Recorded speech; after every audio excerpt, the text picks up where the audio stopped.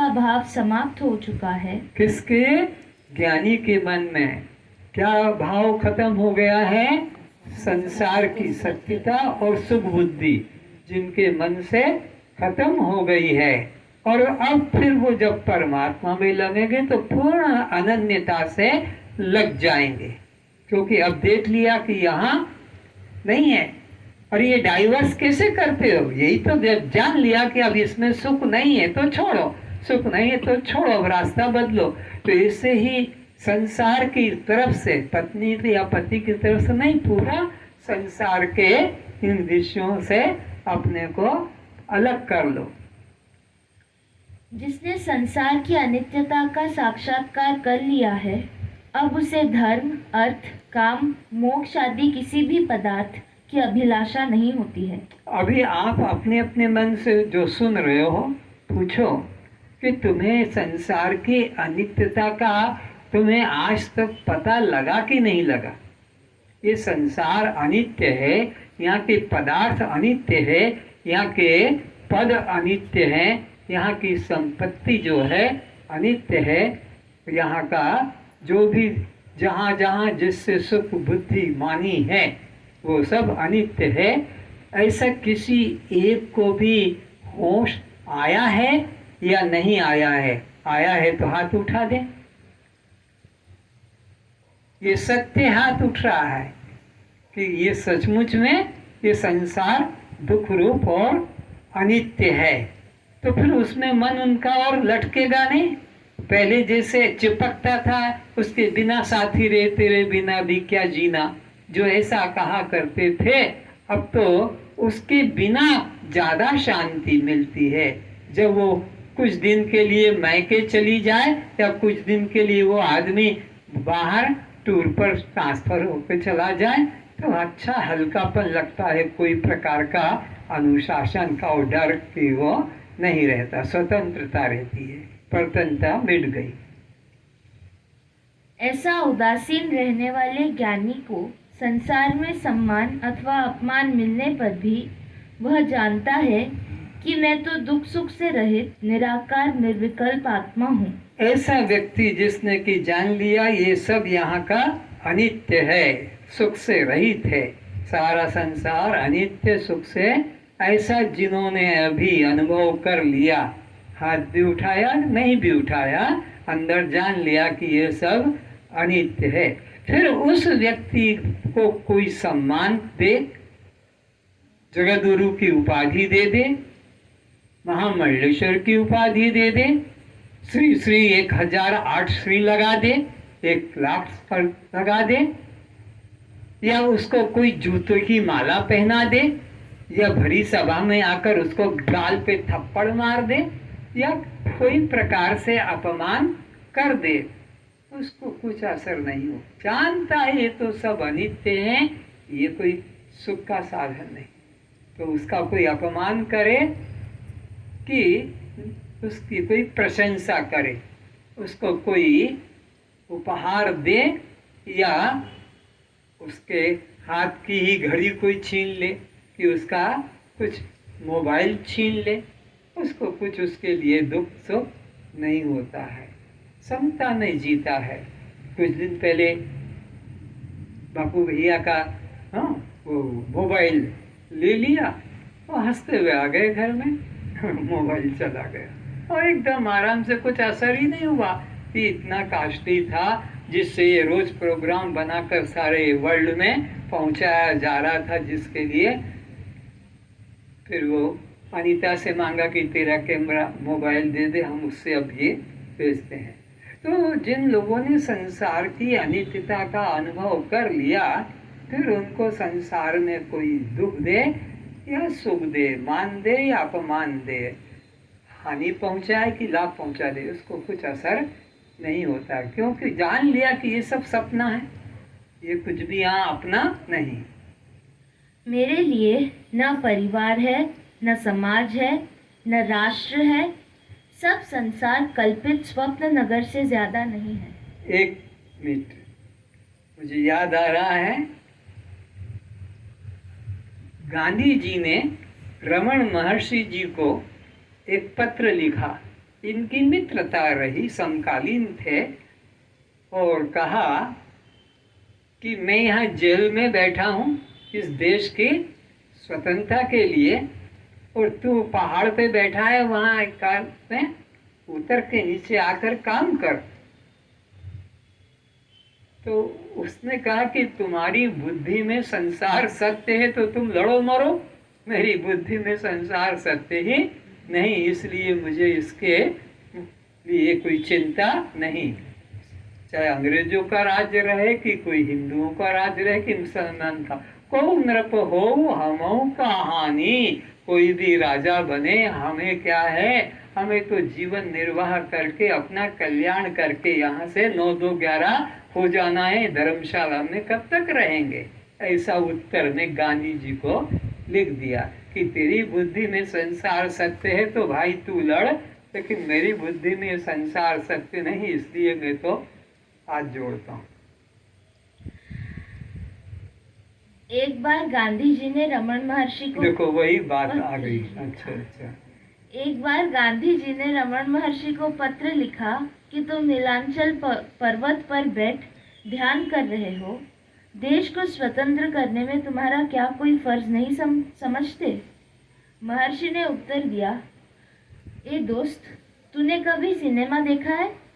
सुन, खेल में आग लग रही है, गांव घर पशु मनुष्य दौड़ रहे हैं, जल रहे हैं, तो उस पर्दे पर पानी डाल अग्नि को बुझाने के लिए क्या तेरा कोई फर्ज नहीं बनता?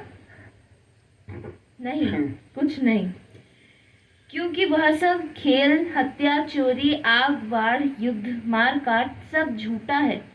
इसी तरह जिस ज्ञानी ने जगत को स्वप्न जान लिया, उसे संसार के प्रति कुछ लेना देना नहीं रहा। ज्ञानी किसी के प्रति कुछ करता है तो वह उस पर एहसान कर रहा है ऐसा नहीं मानता, एवं ज्ञानी के प्रति कोई कुछ उपकार या अपकार करे तो भी ज्ञानी उसका कोई अपने पर भार या बुरा नहीं मानता। ज्ञानी अपने को सर्वव्यापक अद्वय रूप से जानता है, इसलिए दूसरे के अभाव में निराभिमानी रहता है। ज्ञानी की दृष्टि में कोई दूसरा नहीं है। जैसे आप लोग इस शरीर को कितना अभी तक जीवन में खिलाया है, कोई इसका माप नहीं है। कितना इसके लिए तुमने कष्ट उठाया है, उसका भी माप नहीं है। लेकिन अगर किसी के हॉस्पिटल में जाकर 5 दिन कोई आपने सहायता कर दी या कुछ उस पर खर्च कर दिया, मैंने तुम्हारे लिए इतना खर्च किया, मैंने तुम्हारे लिए इतना समय दिया है, क्योंकि तुम उसको अन्य मानते हो। लेकिन इस पेट में तुमने कितना दिया है, इसको कितना तुमने कपड़ा दिया है, उसका नहीं, क्योंकि इसमें तुम्हारी अखंडता है। इतने में तुम इस खंड में, इस इतने से हिस्से में तुम जो भी करते हो उसका अहंकार कि इतना खाया, इतना पिया, कितना। लेकिन अगर नौकर को तुम एक वस्तु दे देते हो, कुछ खाने की, कुछ पहनने की, उपयोग की, तो उसको तुम दोहराते रहते हो। तो ज्ञानी सबको अपना ही अंग मानता है, अपने से भिन्न किसी को नहीं मानता। जो कुछ करता वो अपने लिए ही करता है, वो किसी और के लिए करता है ऐसा नहीं, वो दूसरों के लिए नहीं है, वो अपने लिए ही।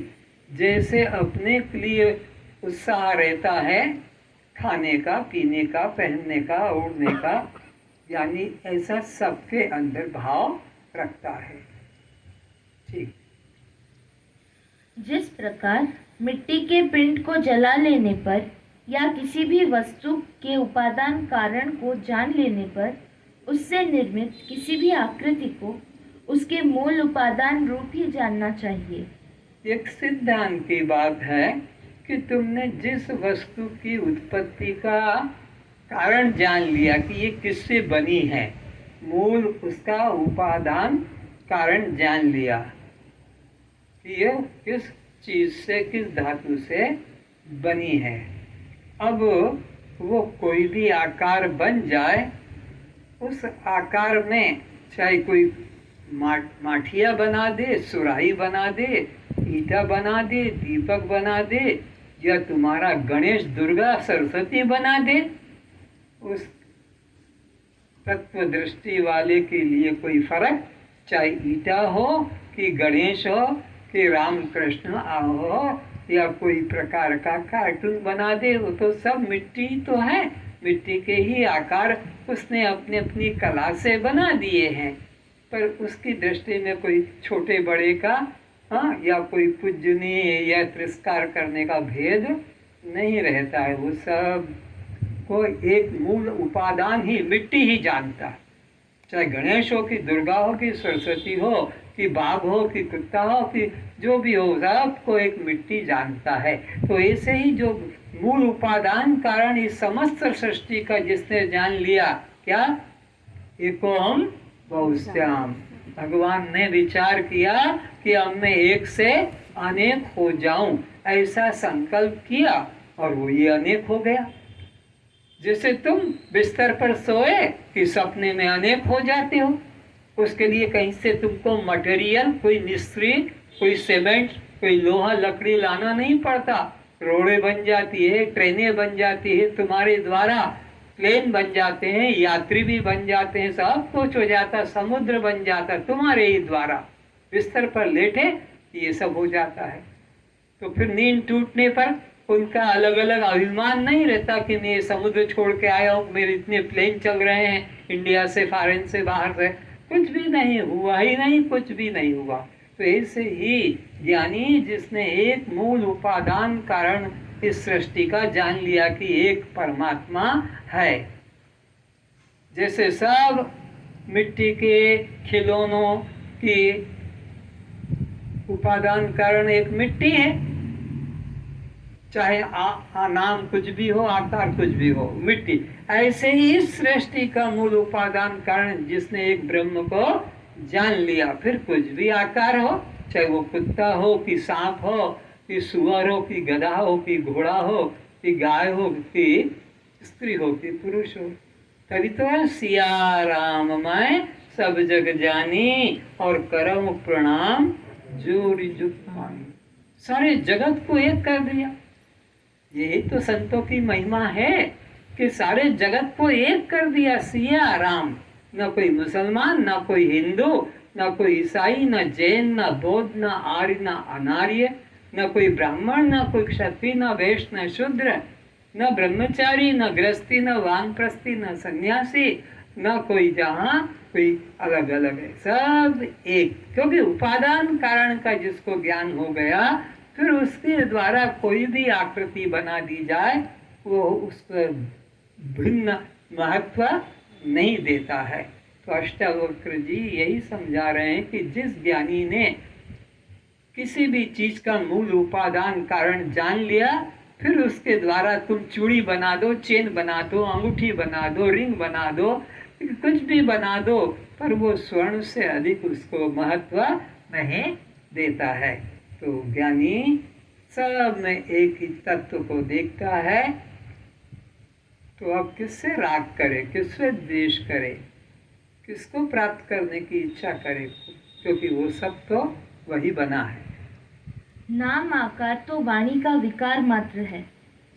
इसी प्रकार आत्मा को मैं रूप से जान लेने पर सब और अपना ही स्वरूप दिखाई पड़ता है। तो ये नाम रूप, ये चूड़ी है, ये अंगूठी है, ये कड़ा है, ये चेन है, ये कान के बाले हैं, ये नाक का कांटा है, ये सर का बोरला है, ये नाम रूप वाणी का विकार है। तो सब में एक स्वर्ण, स्वर्ण से भिन्न कुछ नहीं। इसी प्रकार ये सारी सृष्टि नाम रूप वाणी का विकार है, पर है तो सब रूप में एक। बोलो कौन? परमात्मा। एक परमात्मा ही। एक हम बहुश्याम, वही एक से अनेक हो गया, वही सियाराम हो गया। गोपियों के शब्दों में जित देखो तित श्याम। पहले तो ऐसा हुआ था आसपास गोपियां, बीच में कन्हैया, आसपास गोपियां, बीच में कन्हैया, आसपास गोपियां, बीच में कन्हैया, आसपास गोपियां, बीच में कन्हैया। इन्हें दो गोपी के बीच में एक कन्हैया। लेकिन देखत ऐसा देख, मिट जाए द्वैत रह जाए एक। देखो देखो और ऐसे देखो कि द्वैत मिट जाए और एक अद्वैत सत्ता। तब फिर गोपियों ने क्या देखा? चित्त देखो चित्त श्याम। ये देखत ऐसा देखा कि मिट जाए द्वैत। कौन सा? आसपास गोपियां, बीच में कन्हैया। लेकिन अब वो देखते देखते ऐसी दृष्टि हो गई कि अब तो केवल कृष्ण ही कृष्ण, कन्हैया ही कन्हैया, श्याम ही श्याम। समस्त संसार की वस्तु, व्यक्ति, प्राणी, चराचर, स्थावर, जंगम आत्म रूप ही दिखाई पड़ते हैं। किसको? उस जिसने जगत का मूल उपादान कारण पहचान लिया, जिसने किसी भी वस्तु का मूल उपादान कारण जान लिया कि ये कुर्सी, ये टेबल, ये तखत, ये खाट, ये खिड़की, ये दरवाजा, ये अलमारी और ये पाँव की खड़ाऊ, ये सब का मूल उपादान कारण तो एक लकड़ी। बस अब वो उसकी दृष्टि में कोई ऊंचा और कोई नीचा नहीं, सब एक लकड़ी रूप ही है।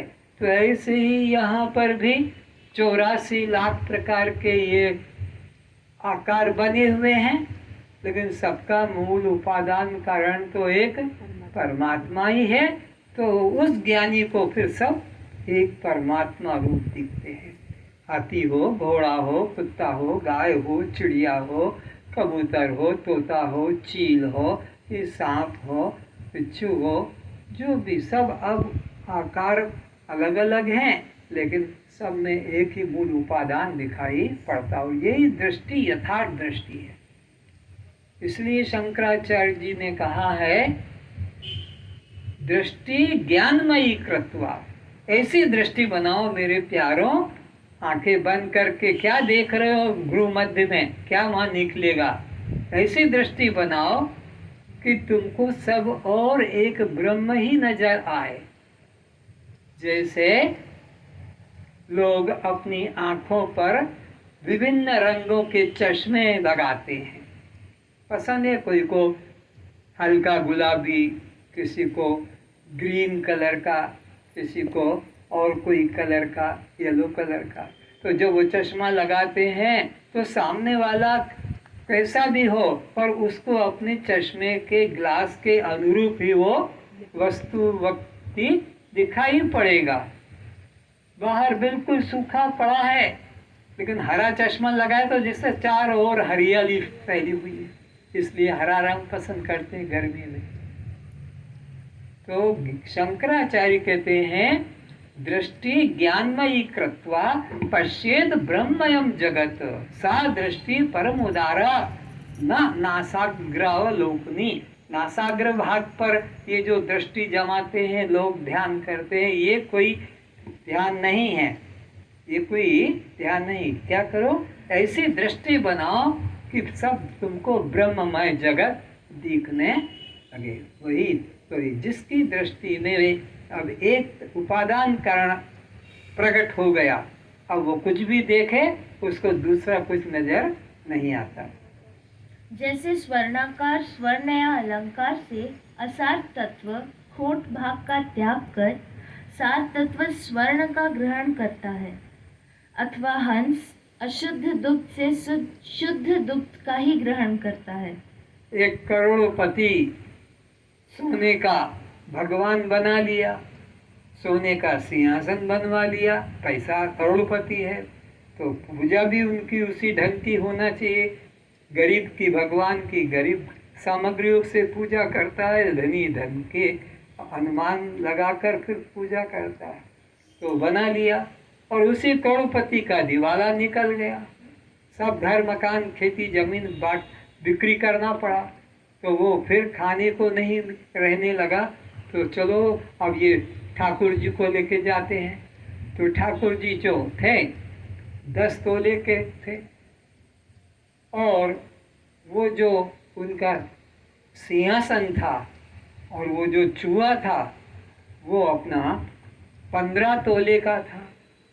तो जब बिक्री करके और पैसा मिला तो क्या देखा कि ठाकुर जी का तो 1000 रुपया दिया, और सस्ता जमाने की बात है, और ये सिंहासन और चूहे का 1500 दे दिया। बोले क्या नास्तिक आदमी हो गया है?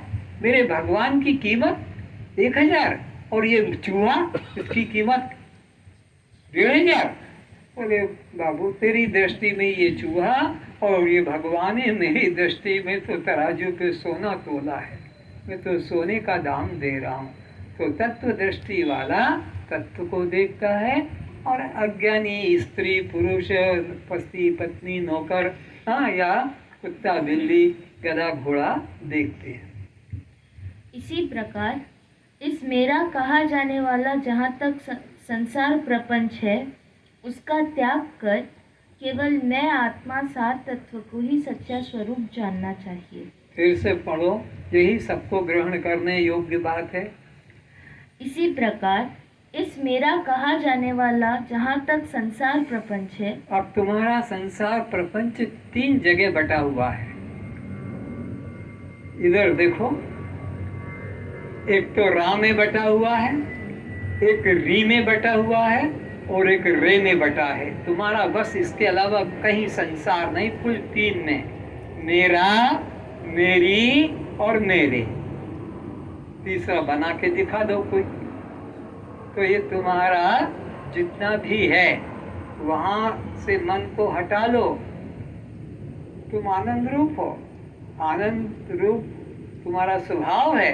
दुख देने वाला ये है कौन? जिसको रा कहा है, मेरा मेरा, ये मेरी यही दुख देगी, यही दुख दे रही है, मेरे यही दुख दे रहे हैं। और किसको पड़ी? जो तुम्हारे खेत में बीज डाले। सब अपने अपने खेत में बीज डालते हैं, कोई दूसरे के खेत में नहीं डालता है, और अपने खेत की फसल को तुम काट रहे हो। तो मेरा तुमने जहाँ तक जोड़ा है, जहाँ तक मेरी पना जिसने जोड़ा है, और मेरा मेरे पना जोड़ा है, इनके अलावा कोई रास्ता नहीं है तुम्हारे पास व्यवहार करने को। वहाँ से मन को खींच लो, हटा लो, अपने घर में आ जाओ। न कोई रा है मेरा, न कोई री है मेरी, और न कोई रे है मेरे। मैं इन रा री रे से अलग तीनों का साक्षी हूँ, दृष्टा हूँ। उसका त्याग कर केवल मैं आत्मा सार तत्व को ही सच्चा स्वरूप जानना चाहिए। त्याग करने का मतलब है उनको घर से निकाल देना नहीं, या घर से छोड़ के अपने को जाना नहीं, बल्कि मन से ही कि अब कोई मेरा नहीं, अब कोई मेरी नहीं, अब कोई मेरे नहीं, सब परमात्मा के हैं, सब परमात्मा के हैं, सब परमात्मा है। वह भी परमात्मा, मैं भी परमात्मा, यह भी परमात्मा, रा भी परमात्मा, री भी परमात्मा, और रे भी परमात्मा। पहले तो मेरा बेटा, मेरी पत्नी, मेरी लड़की, कि मेरी गाड़ी, कि मेरे धन संपत्ति, इनमें अनात्मा में रा री रे लगाया था। अब उनमें क्या देखो? परमात्मा। जो भी आज तक तुमने रा री रे से संबंध जोड़ा, सबको कन्वर्ट कर दो किसमें? परमात्मा में। ये सब परमात्मा है, ये सब परमात्मा है। भगवान ने कहीं पर भी नहीं कहा कि घर छोड़ के जंगल जाओ, कि संन्यास ले लो, कि मुंडन करा लो, ये कुछ भी नहीं कहा। बस अपना देह का कर्म प्रकृति से हो रहा है, तुम उसके साक्षी रहो। तस्मात् सर्वेषु कालेषु मां मनुस्मर युद्ध च, मां मनुस्मर युद्ध च। आत्मा का चिंतन करो कि मैं दृष्टा साक्षी आत्मा हूँ, और कुछ भाव मत पाओ मन में, और कर्म हो रहा है, देखते रहो। मुझ आत्मा में विकल्प का अभाव है। मुझ आत्मा पर जो नाम रूप भास रहा है, यह दृश्य जगत का विकल्प है।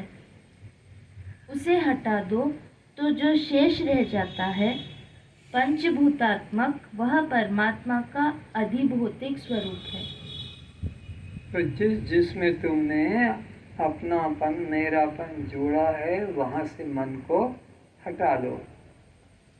अब कोई मेरा पति नहीं, मेरी पत्नी नहीं, मेरा बेटा नहीं, मेरी बेटी नहीं, कि मेरा भाई बंधु नहीं, कि पिता माता नहीं, सब में से हटा के अब जो रह गया वो शरीर रह गया खाली।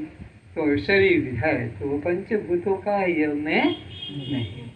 ऐसा अपने को हटा लो, सबसे खाली कर लो। जैसे स्वर्ण पर से अलंकारों का विकल्प हटा लो तो शेष स्वर्ण ही रहता है। विकल्प हटाना है, चूड़ी को तोड़ना नहीं, अंगूठी को तोड़ना नहीं, चेन को तोड़ना नहीं। विकल्प हटा लो, ये चूड़ी नहीं है सोना है, ये अंगूठी नहीं है सोना है, ये चेन नहीं सोना है। विकल्प हटाना है। तो ये पिता नहीं परमात्मा, पत्नी नहीं परमात्मा, पत्नी नहीं परमात्मा, पुत्र नहीं परमात्मा, पुत्री नहीं परमात्मा। बस दृष्टि बदल लेने का है। तभी तो कहा भगवान ने कि सन्मुख हो ही जीव जब मोही। अभी दृष्टि तुम्हारी नाम रूप में है, हटा के उलट दो। किसके ऊपर? जिस पर वो नाम रूप टिका हुआ है। नाम रूप किस पे टिका हुआ है? वो अधिष्ठान पर। अधिष्ठान वस्तु कौन सी है? तुम्हारा सोना है। और उस सोने के ऊपर टिकी है वस्तु क्या? चूड़ी चेन अंगूठी। तो वहां से हटा लो उस पे से, और अधिष्ठान स्वर्ण पर दृष्टि ले आओ। अंगूठी भी वही, चेन भी वही, चूड़ी भी वही, सोना तो है ही अपनी जगह। इसी प्रकार मैं परमात्मा पर से जगत विकल्प हटा दो तो फिर सब में आत्मा ही है।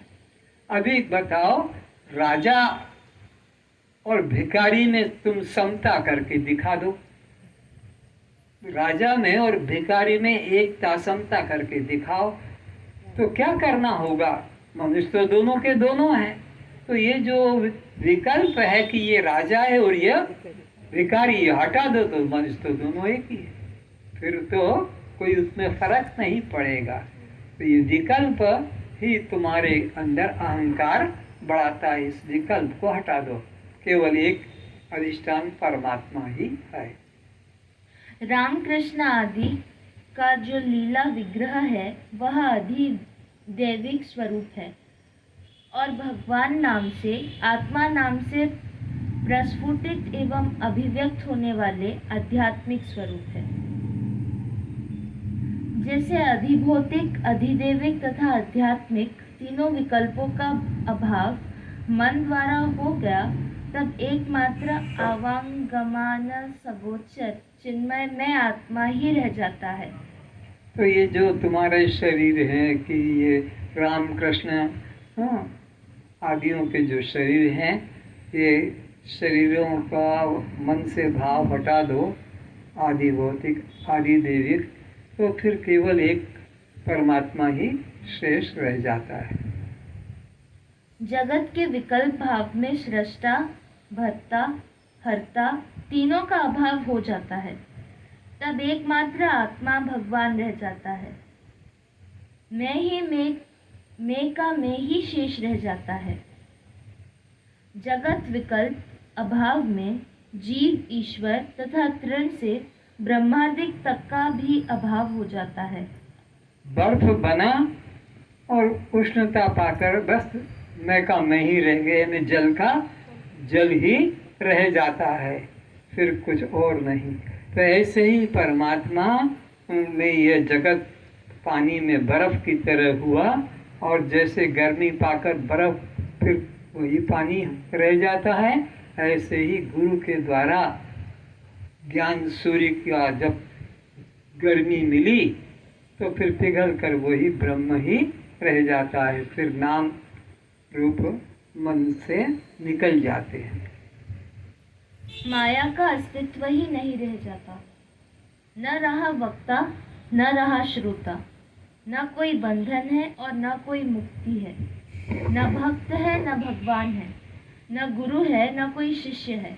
क्योंकि जब संपूर्ण संसार का विकल्प हट गया तब मैं आत्मा ही सर्व संकल्प विकल्पों का आधार शेष रह जाता हूँ। जब सारा संसार ही मिथ्या, असत, विकल्प, झूठा, तो फिर गुरु और शिष्य, भक्त और भगवान और ये दुनिया, ये सब कहाँ रहे? ये कुछ भी नहीं रहा। इसलिए कहा बंधुर्न मित्रम गुरुर्नेव शिष्य चिदानंद रूपा शिवोहम शिवोहम। वही एकमात्र मैं रह गया, उसी में बस हमें श्रद्धा निष्ठा करनी है।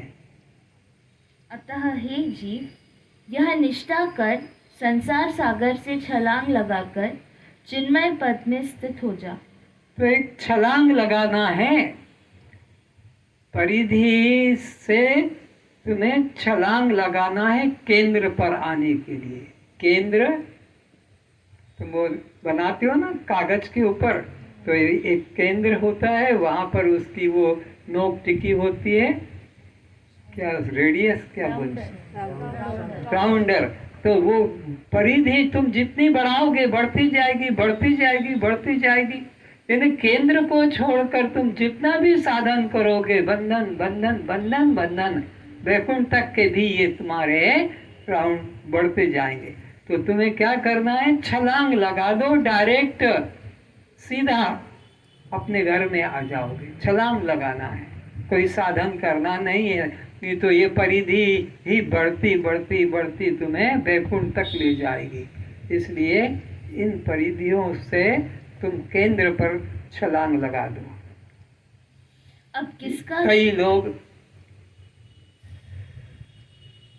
कर्म करते हैं, कई लोग उपासना करते हैं, कई लोग योग करते हैं,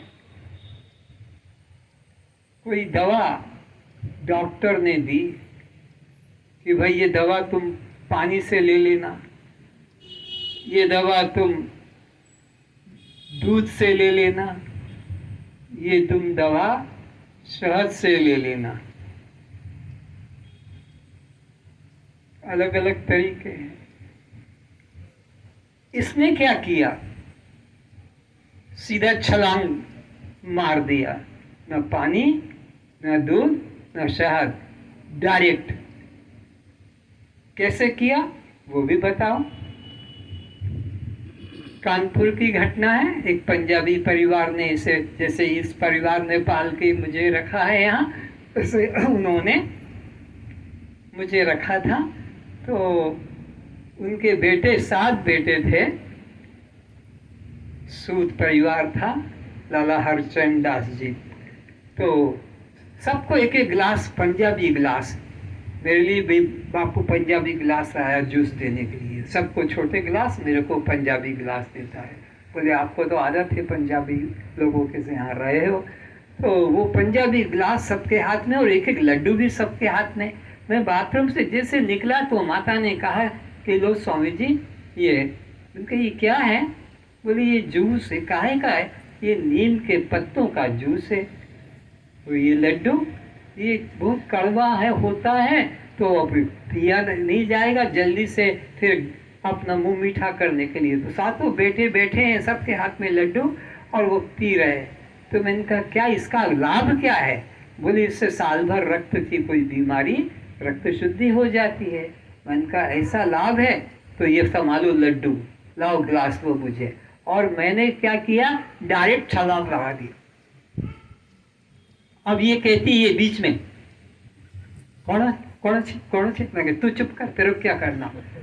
क्योंकि उसको मैंने स्वाद ही नहीं लेने दिया, मैंने नाक से ही घुसा दिया अंदर। तो मुझे न कर्म से गटकना पड़ा ये औषध को, न भक्ति से गटकना पड़ा, न योग से गटकना पड़ा। मैंने डायरेक्ट अहम ब्रह्मास्मि एकदम गटक लिया और कोई ये साधन को पकड़ना नहीं पड़ा। तो परिधि से छलांग लगा लो, केंद्र में आ जाओगे। नहीं तो जो कुछ भी करोगे परिधि परिधि और बढ़ती जाएगी। अब किसका ध्यान करोगे? किसकी पूजा करोगे, किसका जप करोगे, अब किससे आंख बंद करोगे, किसके शब्दों से बचने अपने कान बंद करोगे।